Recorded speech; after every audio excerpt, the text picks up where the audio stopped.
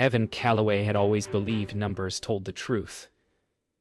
But that morning, sitting in the quiet of his small apartment, his mother's voice replayed in his head. Soft, reassuring, practiced. "It was for Lena's house, sweetheart. She needed help." He wanted to believe her. He really did. But when he opened the bank records, the math didn't lie. The transfer didn't go to Lena. It went to an account he didn't recognize. Margaret Calloway's name printed in neat, bold letters beside it. His chest tightened.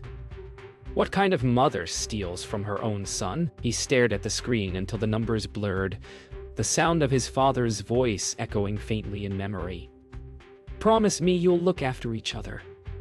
The promise felt broken now, not by time, but by truth. Evan pushed back from the desk, the floor creaking beneath him, and whispered into the silence. "Wine, Mom?" He didn't know it yet, but that question would tear his family apart. Margaret's voice trembled just slightly over the phone, but she masked it with her usual calm. She told Evan she only wanted to help his sister, that Lena's house was an investment for the family. He said nothing. He could hear the television in the background, the hum of comfort she'd always surrounded herself with. "You'll understand when you have a family of your own," she added softly. Evan hung up before she could say more, his pulse heavy with disbelief.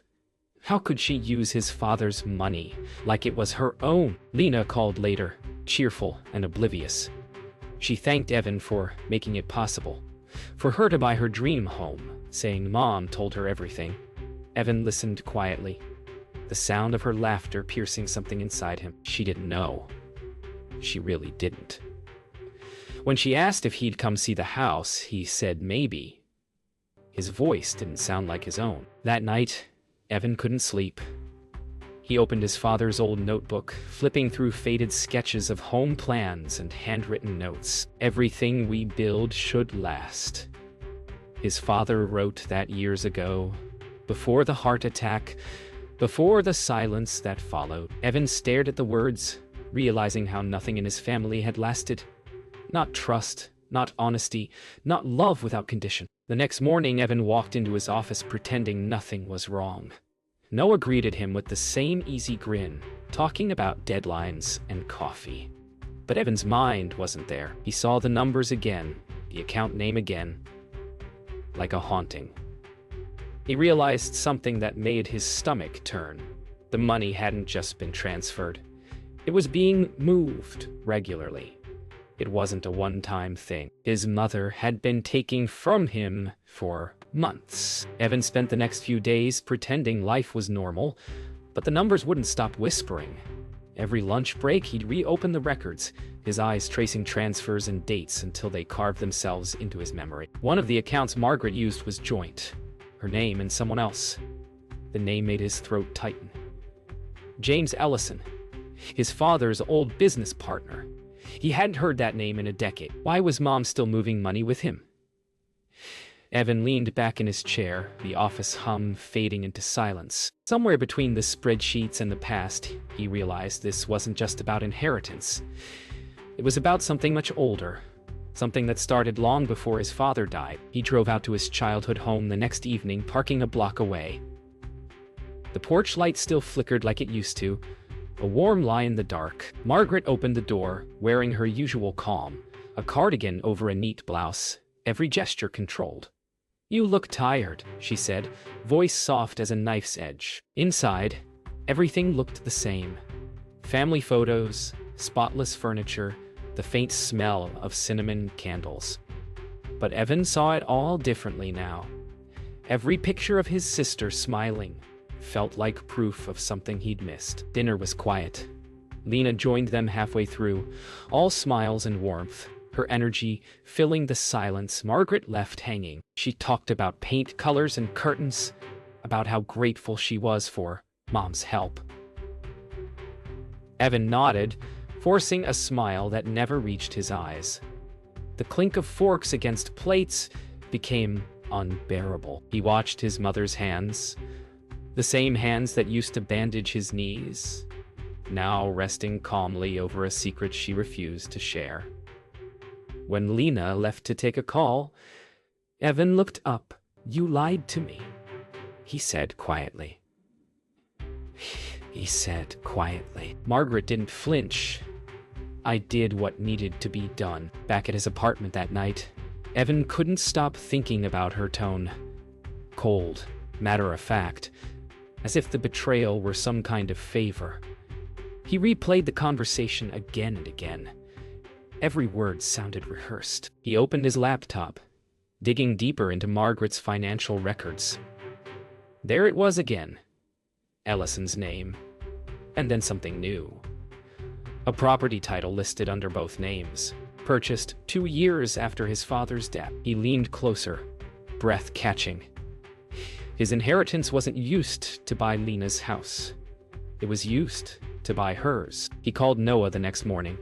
The words came out slowly, like he was afraid to make them real.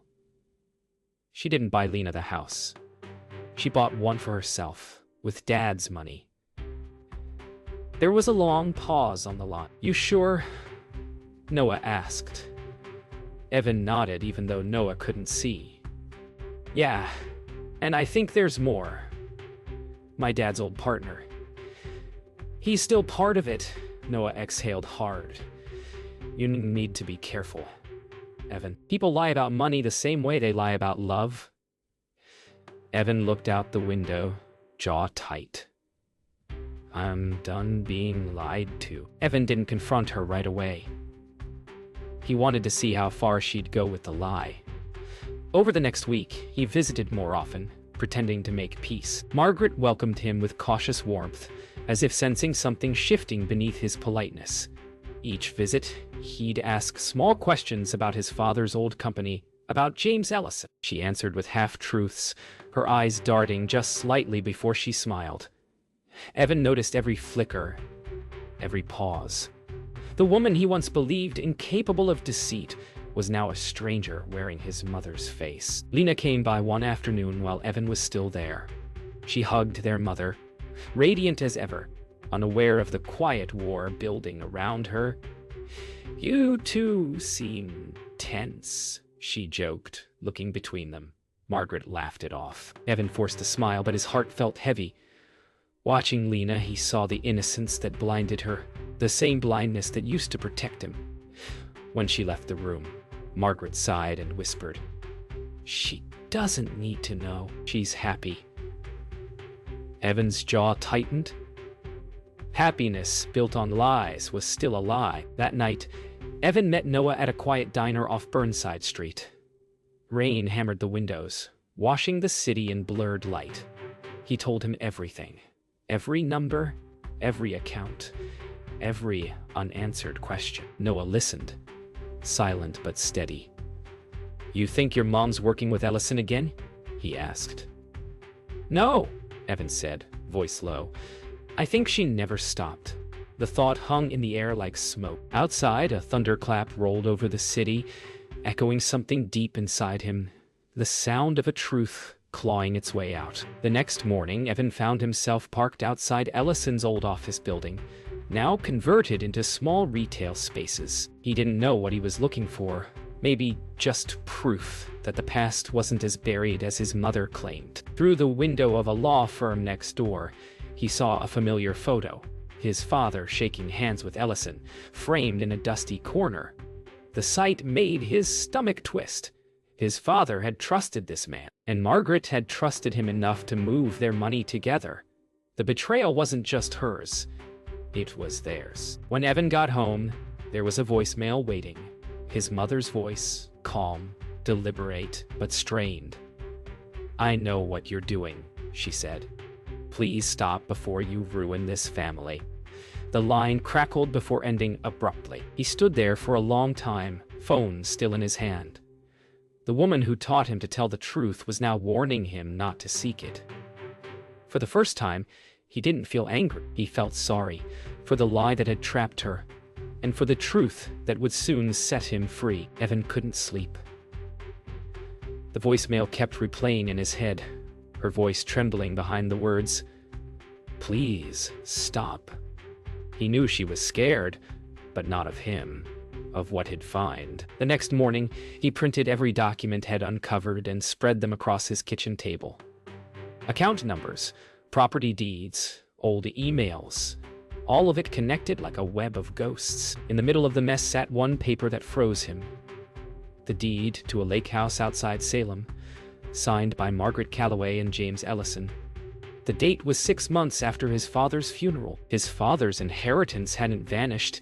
It had been built into a secret life. He drove to Salem that afternoon, the air thick with rain and silence. The road wound through pine forests until the trees broke open to reveal a quiet lake, silver beneath a clouded sky.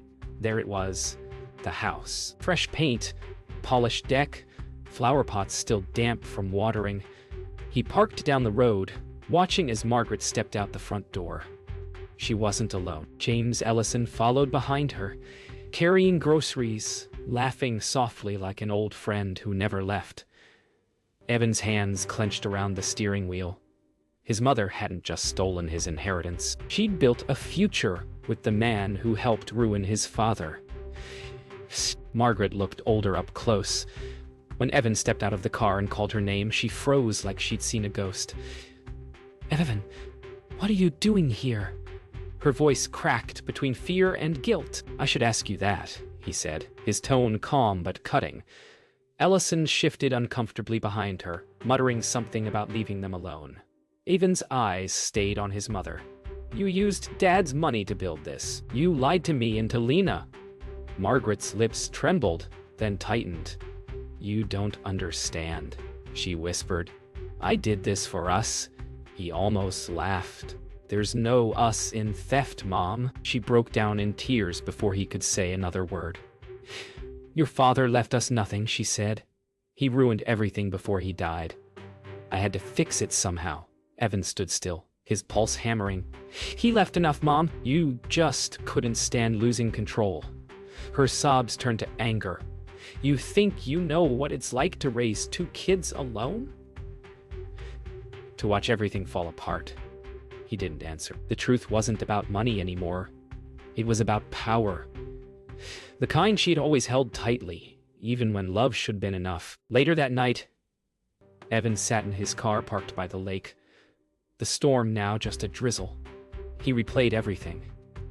His mother's confession, Ellison's guilt, the years of pretending they were a family built on love. He opened his phone and recorded a message for Lena. "You deserve to know the truth," he began softly. "Mom didn't buy you that house. She used Dad's money for her own. I'll send you proof." His voice cracked, not from anger, but grief. He hit send, then stared out at the still water. The reflection of the house shimmered across the lake, like a lie pretending to be beautiful. Lena didn't answer his message at first. 2 days passed before she called, her voice trembling. "Tell me you're wrong," she said. Evan couldn't. He heard her breathing hard through the phone, the sound of disbelief breaking into something deeper. Betrayal. "She showed me proof," Lena whispered. "She said you're trying to turn me against her." Evan closed his eyes, exhaustion pressing down, then asked her where the lake house came from. The silence that followed was heavier than anger. He knew in that moment. The truth wasn't just tearing them apart. It was rewriting who they thought their mother was. Lena showed up at his apartment the next morning, eyes red, hands shaking. She didn't speak at first. She just dropped a box on the table, old family files, letters, photos.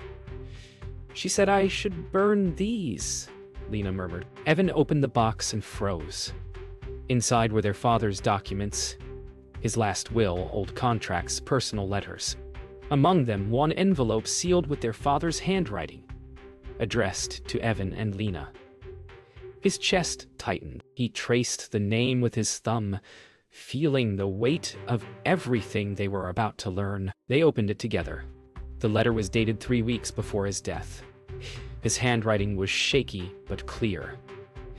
"If you're reading this, I didn't get the chance to say goodbye properly. I left the inheritance equally for both of you. Margaret knows the accounts, but please, use it to build your own lives, not to fix what's broken. Evan's throat closed. Lena covered her mouth, eyes flooding. Their father hadn't been careless. He'd trusted her. And she'd betrayed that trust before the ink had even dried. The truth burned quietly between them, fragile and final. Lena wanted to confront Margaret immediately, but Evan stopped her. No, let her face it herself. That night, Lena drove back to their mother's house alone. Evan waited, staring at the photo of their father on his desk. Hours passed before Lena finally called again. Her voice was small, broken. She admitted it, she whispered.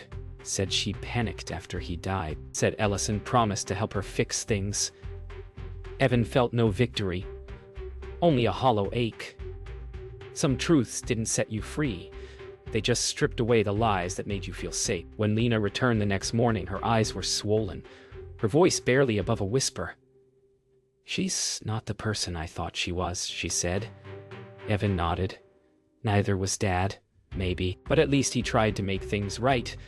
Lena placed the letter back in the box and closed it gently. "What do we do now?" Evan looked out the window at the pale morning sky. "We start over, without her lies, without pretending." For the first time in weeks, the silence between them felt honest, painful, but clean. The storm came that evening as if the sky itself knew what was coming. Evan drove through sheets of rain toward his mother's house, the letter resting on the passenger seat like evidence waiting for judgment. By the time he arrived, the porch light flickered again, casting trembling shadows across the front door. Margaret opened it before he could knock, her face pale, lips trembling. "Evan, please?"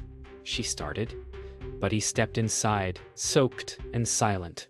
He laid the letter on the table between them. "He trusted you," he said softly. The rain thundered against the windows, as if echoing his father's ghost. Margaret sank into a chair, her composure unraveling. "I did what I had to," she whispered, staring at her hands. "Your father left debts, Evan. Ellison said he could help me clear them. I didn't mean to take from you. I meant to fix everything before you found out." Her voice cracked. Evan stood still, watching the woman who once carried him through fevers and heartbreaks now crumble under her own lies. "You didn't fix anything," he said quietly. "You just passed the damage down." Her tears fell, silent and endless, like rain against the glass. The door creaked open behind them. Lena had come. She looked from one to the other, confusion and fear mingling in her eyes. "Mom," she whispered. Margaret looked up, startled, mascara streaked and voice shaking. "I just wanted to make sure you were safe." Lena's gaze hardened. "Safe from what? The truth?" She turned to Evan. "You were right." The room fell into silence.